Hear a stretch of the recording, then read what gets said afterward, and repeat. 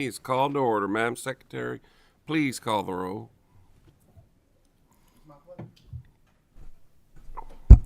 Representative Bauman. Present. Representative Branscombe. Here. Representative Camuel. Here. Representative Decker. Decker's here. Representative Gooch. Here. Representative Herron. Here. Representative Hodgson. Here. Representative Imes. Representative Cook. Here. Representative Lewis. Here. Representative Lockett. Present. Representative Moser. Representative Raymond. Representative Callaway. Here. Representative Bratcher. Here, and I'd like to remind the members to please put their phones on mute. And make sure when you speak that your microphone has the green light on it. And does anybody in the committee have any special guests here today? Mr. Chairman. Representative Branscombe. Thank you, Mr. Chairman. I have the Russell County Educators Rising Group who is here with me today. They woke up pretty early to get here this morning, so I would appreciate if we could make them feel welcome. Thank you for being here. Stand up. Yeah, all right. Anyone else? Okay, we'll get started. We got a pretty good agenda today, pretty long one. So we'll start with House Bill 622, sponsored by the Majority Floor Leader, Stephen Rudy. Identify yourself, sir, and the floor is yours. Mr. Chairman, ladies and gentlemen of the committee, and Representative Lewis, I am Stephen Rudy, State Representative, House District 1.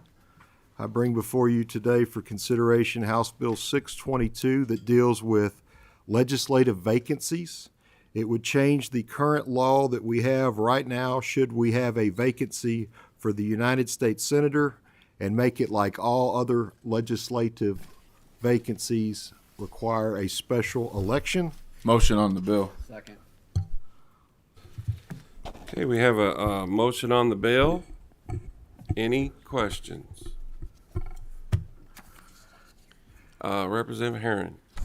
Thank you, Chairman. And I just have a question of, I believe that we already changed the statute, maybe, I don't know if it was last year or 2 years ago.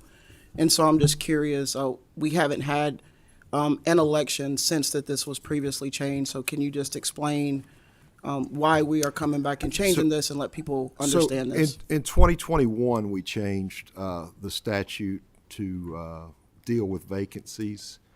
And President Stivers had filed that bill. Actually, I filed this same bill in 2021 with the only change is we undo what we did in 2021 by the repeal of section KRS 63.200. I just think this is how I prefer and envision. People want to elect their United States senators. The 17th Amendment was ratified in 1913, and it's clear. I think this is more in spirit from it. I mean, prior to the 17th Amendment, state legislators selected United States senators, and that changed it to a popular vote.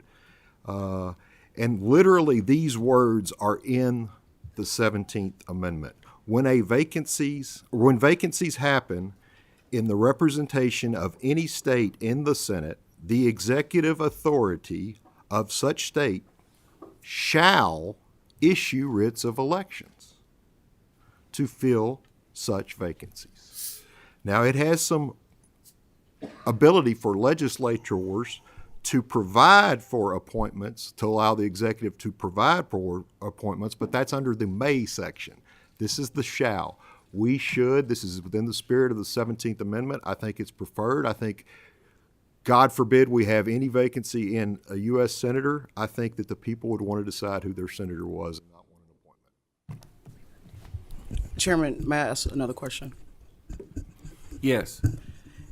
Just for clarification for the public, has there been a vacancy in before for one of our U.S. senators. I or think the House last one was representatives. in 1977, 76, somewhere in that time. And then Governor Wendell Ford became U.S. Senator Wendell Ford. And we got, I believe, Governor Julian Carroll out of that name because he was at the time Lieutenant Governor. Thank you, Mr. Chair. Any more questions? We have a motion and a second, and Vice Chair Callaway. I got my question answered, I believe, Mr. Chairman. I do appreciate you bringing this forward. The constitutionality of it was what I was going to ask about, and would the 14th Amendment of the Kentucky Constitution, does that allow us to have flexibility with how we handle this process, or do you think that this is the actual constitutional way that should we have a vacancy, we would go to court? If we went to court over this, this is what would win in court? I would hope we wouldn't go to court. I would just hope that the law would be followed. I think this is well within the spirit of and follows directly the 17th Amendment of the United States Constitution, which trumps the state constitution in matters. One more. Sure. I think there have been some statements that have been made in the past that people were not sure if they would follow the specific law that is in place now. And so just understanding that if it was brought to litigation, your thoughts about that? I would hope that the law would be followed. I don't want to deal with scenarios. Again, we haven't had a vacancy in my lifetime. I hope we don't have another one. I can see a scenario where something happens and one of our United States senators accidentally gets elected president of the United States, and that would trigger this law at that point as well. Thank you. You know, I know that people that first time they study the Constitution, when they come across that the U.S. senators were chosen by the state's legislatures. I mean, people are much too sophisticated now to put up with that, and that was the way it ran for many years, you know. People don't realize that. All right, so we're ready to vote. We have a motion on House Bill 622 and a second. Please call the roll. Representative Bauman, Yes. Representative Branscombe, Yes. Representative Callaway, Yes.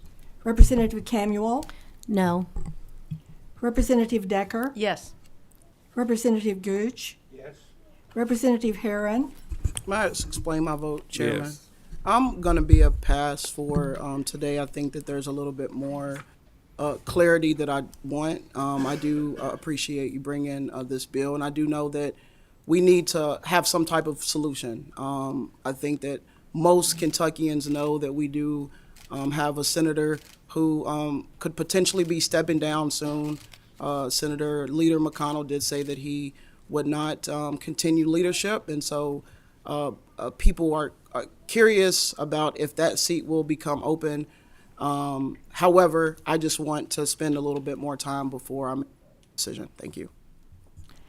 Representative Hodgson, Representative Imes, Yes. Representative Cook, Yes. Representative Lewis, Yes. Representative Lockett, Yes. Representative Moser, Yes. Representative Raymond, Yes. Representative Bratcher. Yes. With 13 yes votes, House Bill 622 passes with favorable expression. Thank you, Mr. Chairman, and ladies and gentlemen of the committee, and Representative Nemus's intern. Thank you, sir. Representative DJ Johnson will do House Bill 595.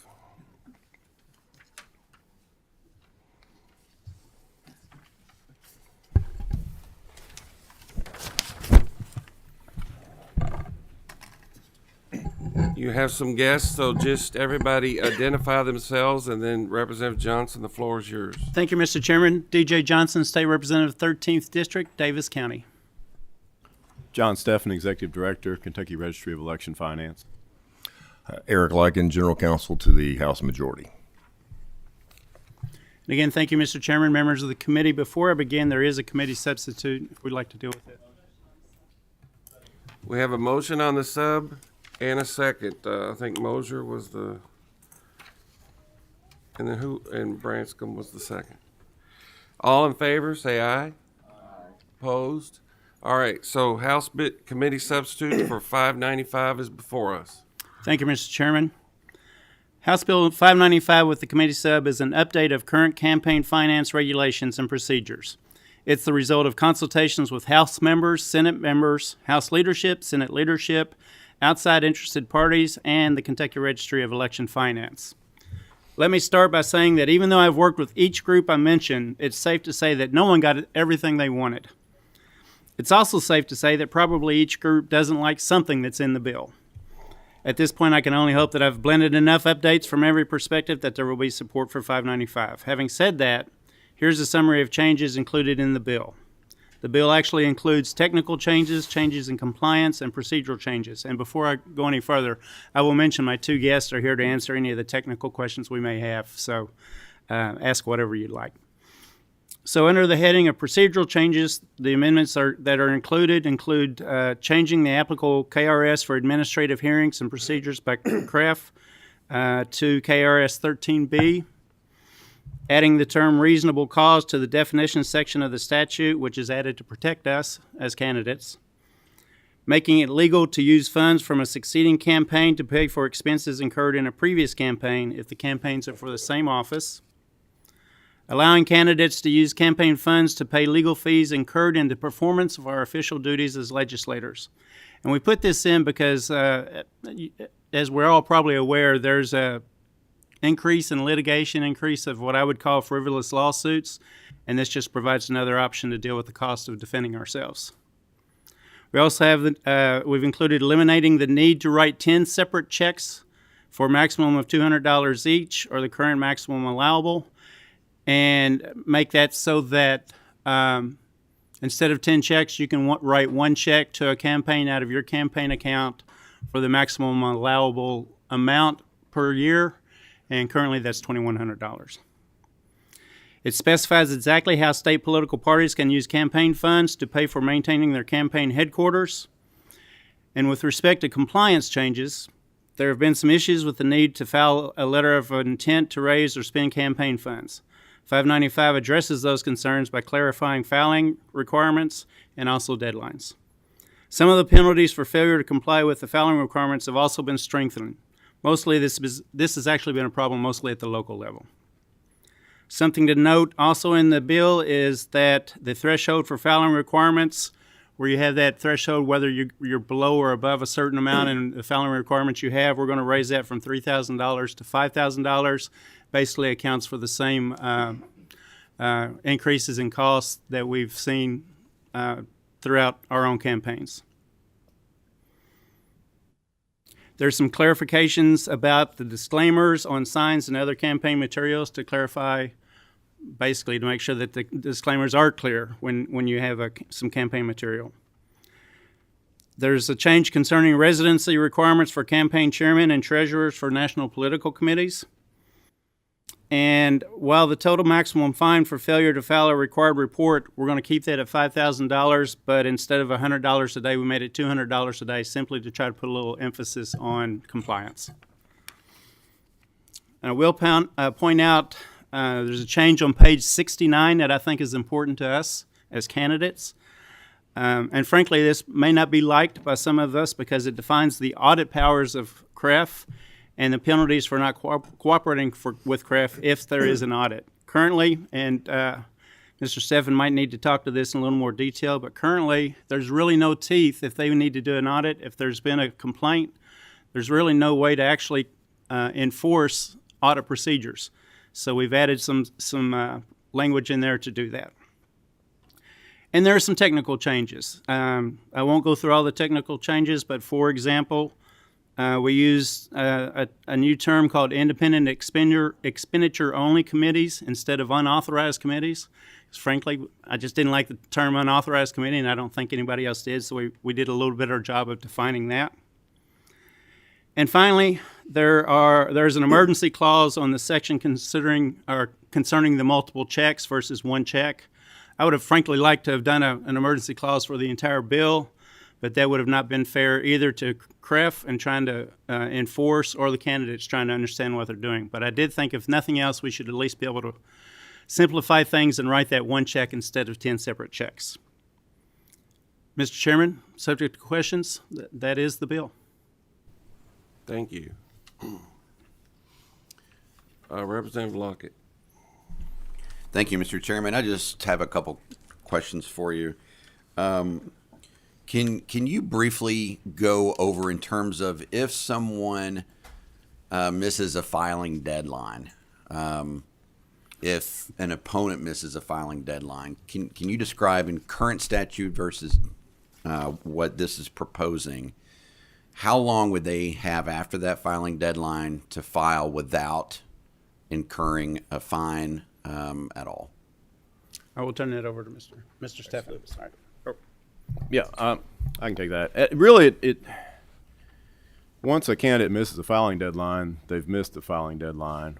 Do we give a little leeway? Sometimes we may give a little leeway, a day or two, just because they may have a good reason. If they're in touch with us, for example, and they miss the filing deadline because they need some more information, we'll work with the candidates on that. But if we haven't heard from them, I mean, it doesn't really, the new language doesn't really change anything there, except we could assess a penalty up to $200 per day versus $100 per day for late filings, up to a maximum of $5,000.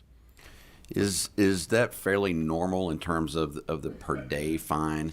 And the reason I'm asking, prior year, there was a person that ran that completely missed all the filing deadlines. And of course, as a candidate, you want to know what is being raised and so forth. And so it's very inconvenient when that's not enforced. Correct, and we try to enforce. Unfortunately, there's a lot of candidates that are late. We issue the fines. There is another provision in this bill, though, that we think will help. We have some candidates who just flat out will not file their statement of intent with the agency, and when they don't do that,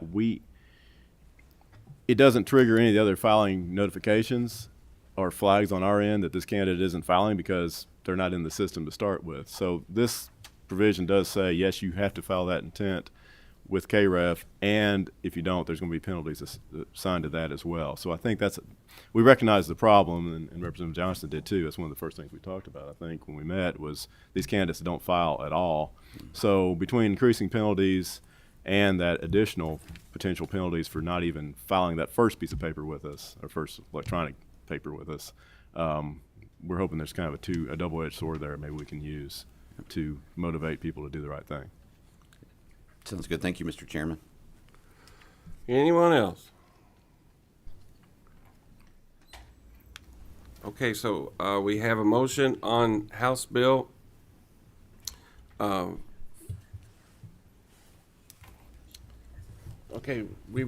did we do the committee side? We had a motion and voice vote. Yeah. So we need a motion for the whole bill. Motion on the bill. As amended by the committee substitute. We got a motion and a second. Please call the roll. Representative Bauman, Yes. Representative Branscombe, Yes. Representative Callaway, Yes. Representative Camuel, Pass. Representative Decker, Yes. Representative Gooch, Representative Herron, Yes, I'm gonna vote yes today, but I do need to look at a couple other provisions, so I may change that vote. Thank you. Representative Hodgson, Representative Imes, Yes. Representative Cook, Aye. Representative Lewis, Yes. Representative Lockett, Yes. Representative Moser, Yes. Representative Raymond, Yes. Representative Bratcher. Yes. And with 14 votes, the bill passes with favorable measure. And we need to do a title amendment. We do. Motion on the amendment. I have a motion from Representative Callaway and a second from Representative Mosier on the title amendment. All in favor? Aye. Opposed? Title amendment carries.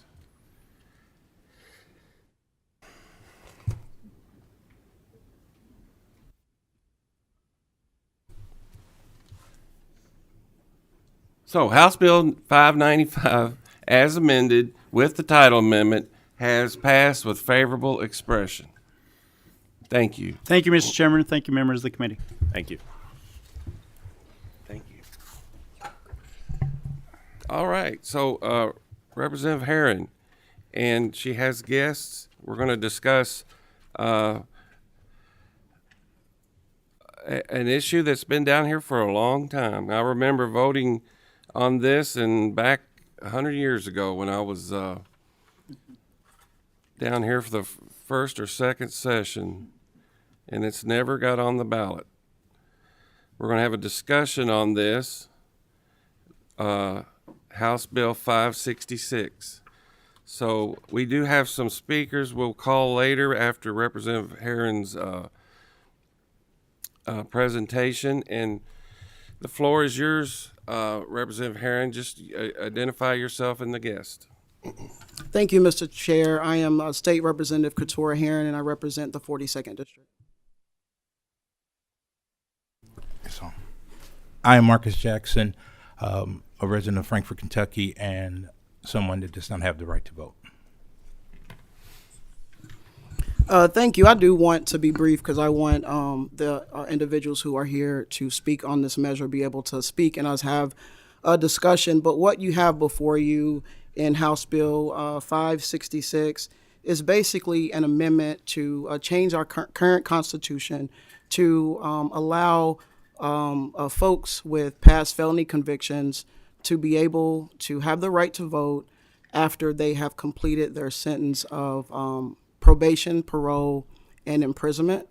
The only folks who would be excluded from that is individuals who have been convicted of treason, bribery in an election, or election fraud.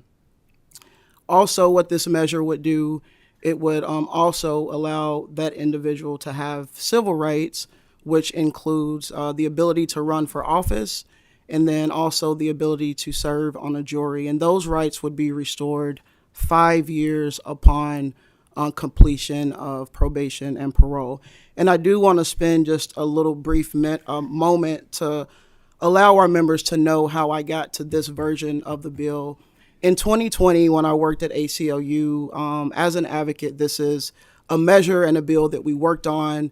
At the time, Senator Higdon, he actually had Senate Bill 62. And Senate Bill 62 came over to this very committee, and we had a robust discussion. And through bipartisan support and leadership of the current chair, leadership of former leader Joni Jenkins, and Representative Nemes, we were able to have a good discussion and come to a consensus as to what the current or the previous committee wanted to see in a bill. And that's how we got to this version.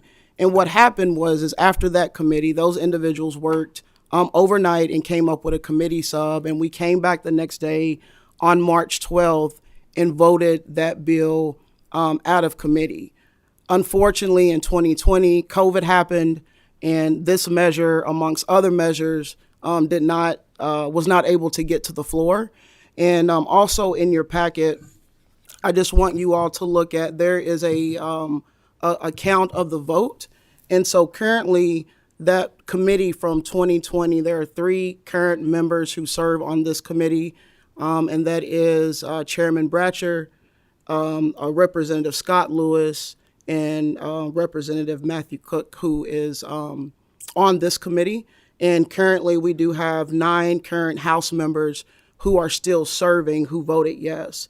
And you can take a look and see who those individuals are. Representative Blanton, Representative Heverin, Representative Derek Lewis, Representative Nemes, as I mentioned before, Representative Petrie, Representative Wilner, and of course, Chairman Bratcher. And I would also say that you could include me in that, since I was someone who advocated for that. And I will hand it over to Mr. Jackson to talk about why this issue is important to him. Thank you, Rep. Hearn. Chairman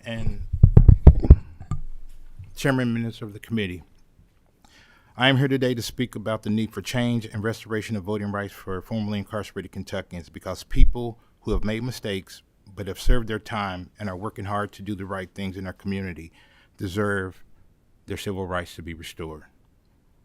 I lost my right to vote in 1992 when I received a 5-year sentence for second-degree assault. I was later convicted of trafficking in a controlled substance and received an additional 20 years, followed by an additional 11 years for trafficking in marijuana, for a total of 36 years. My first conviction, I believed my life was over, and I was 19. I didn't believe having a productive life was possible because of the way I was treated by the legal system, how I was treated in prison, and how I was treated after prison. I never knew that I lost my right to vote because of the conviction. I really wasn't planning to vote, but finding out that it was taken for the rest of my life reinforced my belief that I did not have a place in this world. Once the mistake was made and I was labeled a felon, the only people and places willing to accept me were the people and places I needed to be the least. I never felt like myself with certain people or in certain places, but it was better to be accepted somewhere than nowhere at all. While serving a mandatory 10-year sentence for marijuana conviction, my unit administrator at Kentucky State Prison, Mr. Roger Mitchell, Mr. Mitchell saw me as someone worthy of redemption. Sadiqa Reynolds, Chabela Sanchez, and Lyndon Pryor from the Louisville Urban League, they saw me worthy of redemption. And they gave me a job where I felt empowered and part of the workforce. This was reinforced by my former position at the ACLU of Kentucky, and today as the Executive Director of Advocacy Based on Lived Experience, or ABLE. And we are focused on building relationships of trust between Kentuckians with lived experience in their community, and the Kentuckians willing to accept me in our community, knowing my past and able to see Marcus and not just those convictions. These are some of the people who have actually touched my life. But there are more second chance employees willing to look beyond our mistakes in our Commonwealth, more Kentuckians willing to accept us for who we are today, and now it's time for our Constitution to reflect the same. Kentucky was a different place in 1891, the time when felony disenfranchisement was reinforced in our final Constitution. We have evolved beyond many of the understandings, beliefs, values, and practices of 1891, and it's time to amend Section 145 of our Constitution to reflect the understandings, beliefs, practices, and values held by the Kentuckians today. Whatever your personal beliefs about restoring the right to vote to formerly incarcerated Kentuckians, this bill would only put the question to the people of Kentucky. Restoring the right to vote for formerly incarcerated Kentucky means that people like me are provided an opportunity for redemption and the hope to obtain the dreams we all had before our past mistakes. I and over 160,000 formerly incarcerated Kentuckians are being considered unworthy of redemption. After the signing of Governor's executive order, based on our mistakes, not the people who we are today, because our Constitution says it's okay. Kentuckians deserve the opportunity to weigh in on our 1891 practice of disenfranchisement. And I'm asking this committee to provide this opportunity through passing legislation to place that question on the ballot.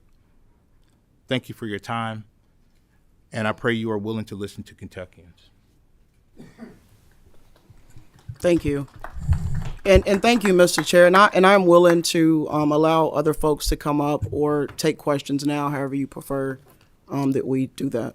Well, we have two quick questions. Hopefully they're quick. Representative Cook. Not a question, but a comment, Mr. Chairman. Okay. One of the things that makes this country so great is our right to vote. And what I wish is that there were more people in this world fighting for the right to vote. And I supported this several years ago, and I support this again now. And if you've done your time and part of becoming a fully functioning, contributing member of our society is getting your rights back and making you a full person. And part of that is serving in this democracy and making your vote. So Let's get this passed. Thank you. Representative Raymond. Thank you. I wanted to ask two quick questions. First, would you tell us how many people are impacted by this in Kentucky and any demographic data you have? I don't have the demographic data with us. We do know that Governor Beshear, when he was elected, he did do a executive order in restoring the rights over 100,000 Kentuckians. However, there's over 150,000 of folks who still do not have their right to vote. Thank you. Mr. Chairman, may I ask one more? Yes. I wanted to ask about this wait period. I know there's been different versions of this bill, talked about the bipartisan work on it. The 5-year wait period feels arbitrary to me. I think there might be a 3-year proposal somewhere in the legislature right now. Would you speak to how that was settled on, that there's a wait period at all, and then what the time period should be? Thank you, Representative. That's a great question. So I do want for clarification for folks to get their right to vote. There will be no wait period. They will just have to finish probation and parole. But for the civil rights piece, there is a 5-year wait period. I do know that in the Senate, I think that there's a version that has a 3-year wait period. This is actually the first time the civil rights piece was brought into legislation.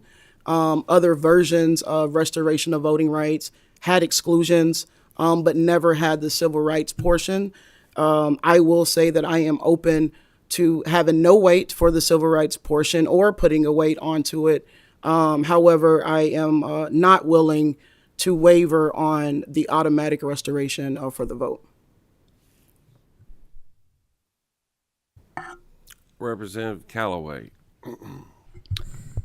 Yes, Mr. Chairman. I have want to comment. Appreciate you coming, being willing to speak today, sir, and to tell your story.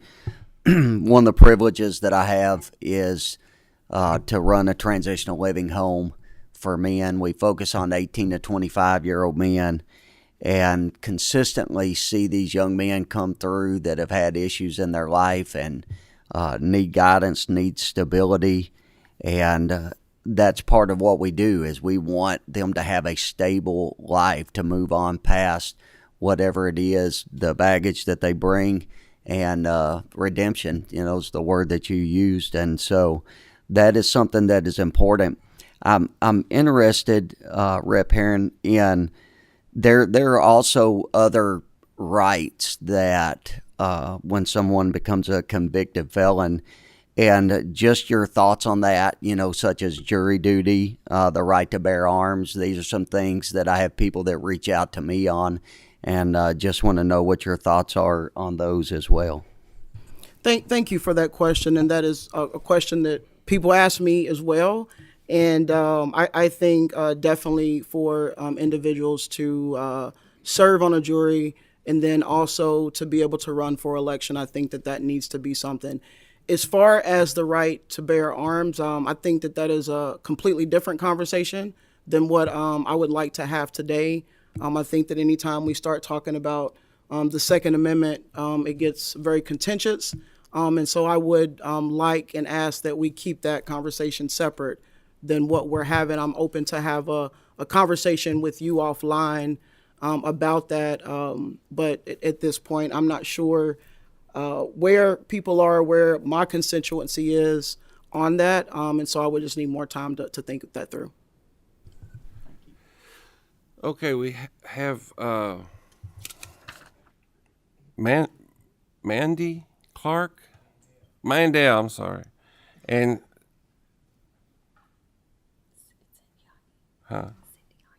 Cindiani.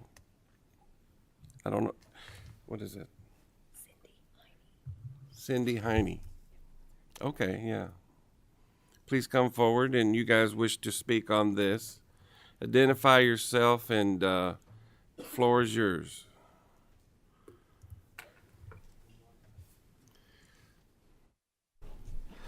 Good morning. Hello, everyone. It's my first time ever being here. My name is Mandel Clark. I'm from Louisville, Kentucky, and I would like to briefly speak on House Bill 566. Sure thing. I would like to start off with first looking at the definition of rehabilitation, the second definition. The action of restoring someone to former privileges or reputation after a period of disfavor. My name is 122834. Mandel Clark. I am 46 years of age, born and raised in Louisville, Kentucky, and I am a tax-paying citizen. In 1995, I was convicted of a first-degree armed robbery at 18 years old. I served 7 years and 9 months and was released September 1st, 2005, completely serving my debt to society. In 2012, I received my associate's degree in heating and cooling. I am currently working on my second associate's in commercial photography, fall of 25. To be fully rehabilitated, one must be restored fully and whole to the original origin. The 15th Amendment was established before our time, and to selectively pick and choose who will benefit from that is like God listening and choosing which blessings and prayers we receive. Before I became a felon, I was first a citizen who was free for 14 years before the governor restored rights in 2019 for all felons, but somehow I was left out and discarded. There's more compassion for substance abuse than it is for restoring voting rights. Would you pick and choose who gets Narcan, or would that be inhumane? To everyone in legislation and society, makes me feel less than human not being able to vote, not having a say-so on which family court judge or metro council members and politicians get elected. From August to December of 2023, I was diligently tabling with my colleagues for the restoration of voting rights and registering people to vote. During that time, I was able to register a good friend who is now casting his ballot for Metro Council.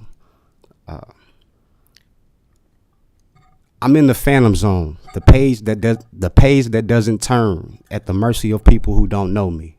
I'm doing the groundwork with y'all and for y'all, and I still can't vote. That's bullshit. If I can push the agenda for a healthy democracy, then I deserve and demand to be heard by being able to vote. We both put our pants on it one leg at a time. I feel more like Prometheus. For 19 years, I've been eaten daily by my past, but I regenerate during the night just to fight another day to receive the same treatment just for trying to motherfucking vote. All right, let's keep it sorry. civil, please. Next. Chairman Bratcher and members of the committee, thank you for letting us speak today, and thank you for hearing this bill. My name is Cindy Heine. I'm the legislative liaison for the League of Women Voters of Kentucky, and I'm going to share a statement from our president, Jennifer Jackson, who couldn't be here. I'd like to thank Representative Herron for bringing this bill. Since 2005, the League of Women Voters of Kentucky has advocated automatic restoration of voting rights to persons with past convictions. We've been here almost as long as you have, Representative Bratcher, on this issue. Over the years, a growing number of state legislators from both political parties have supported efforts to pass this legislation, putting an amendment on the ballot and letting Kentucky voters decide whether to restore voting rights to those who have completed sentencing. Kentucky is still one of only 3 states that permanently bars anyone with a conviction from voting. According to the most recent report from the Sentencing Project, nearly 162,000 citizens cannot vote despite the governor's 2019 executive order. That's 4.5% of the total voting eligible population in Kentucky, and 11.5% of voting eligible African Americans. In addition, over 4,300 others have had their sentences expunged since the 2016 expungement laws went into effect. Had the executive order not been issued, Kentucky would now have over 331,000 disenfranchised citizens. The right to vote should not be left to the discretion of the sitting governor. Kentucky voters should decide whether to automatically restore voting rights once sentencing is completed, providing a clearer and more consistent means of restoration. A growing body of research is showing that restore voting and civil rights can lead to a stronger sense of self-esteem, belonging to one's community and citizenship, resulting in lower rates of reoffending and safer communities. The most sacred principle of democracy is that individuals be allowed to have a voice in how they are governed. The right to vote grounds all other rights, empowering citizens to become participants in government rather than mere petitioners. It should not be denied to citizens who are trying to build new and productive lives. The League of Women Voters of Kentucky and a majority of Kentuckians, and that's 68% according to a February 2023 Mason-Dixon poll, believe our Constitution needs to be amended to automatically restore voting rights on completion of sentencing. We urge you to enact the necessary legislation to correct this injustice. Thank you.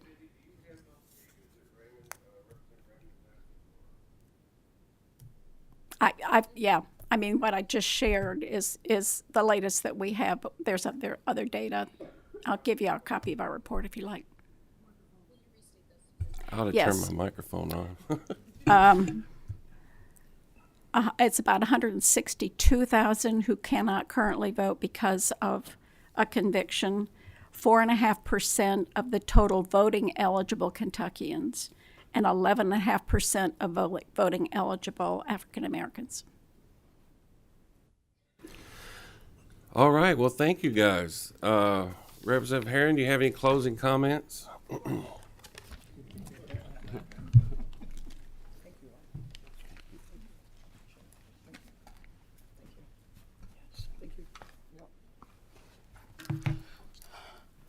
Thank you, Mr. Chair, and to the committee for listening to this important information. And I would ask that as we move forward, I know that we are not taking a vote today, but I do have two asks of you, of the committee. If you have any questions, further questions or issues or concerns, I ask you to come talk to me about those. If you do not have issues and concerns, I would ask today when you get on the floor to sign into your bill book and be a co-sponsor of this bill and show the rest of the House members that this committee is in full support of this. And you do have the list of the individuals who voted on this previously in 2020. I will be talking to those individuals as well and asking them to co-sponsor. And I would love to have your help in getting those folks to co-sponsor.